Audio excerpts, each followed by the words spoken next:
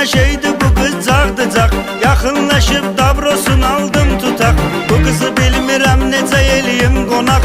Bizdə İran xurması var, bu kızın kızdırması var.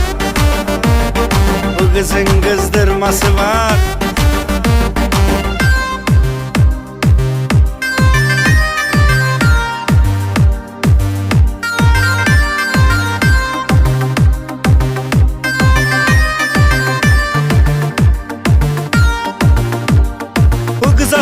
Şar geyinir utanmır, elə bir şalvar geyinir utanmır.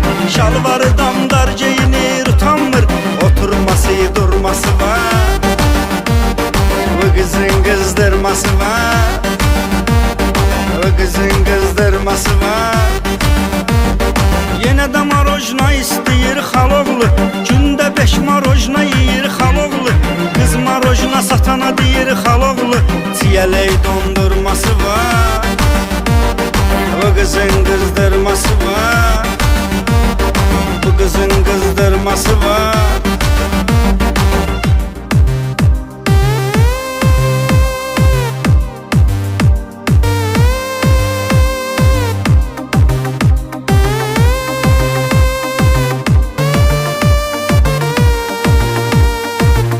Hem peraşki yiyir hem qutab. Qaqaş neynəsin bu cür verir cavab. Menüyumuzda lülə kebabla tikə kebab, bir də quzu qoğurması var. Bu kızın kızdırması var. Bu kızın kızdırması var. Öz aramızdı senle bomba şeysən az. Alabudan ömrəm gecə WhatsApp'da yaz. Barda mənim mahnımı eləyib zakaz. Maraqlı sındırması var. Bu kızın kızdırması var.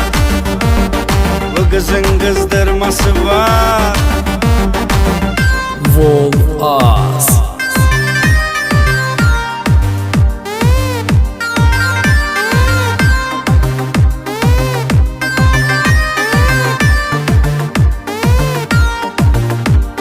Qaqaş Sumqayıtmada qurban canım. Adım şaka deymişdidir ünvanım. Əlpənaqlı danam var adım sanım.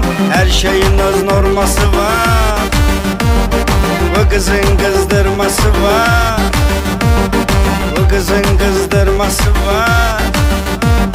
Bu kızın kızdırması var. Bu kızın kızdırması var.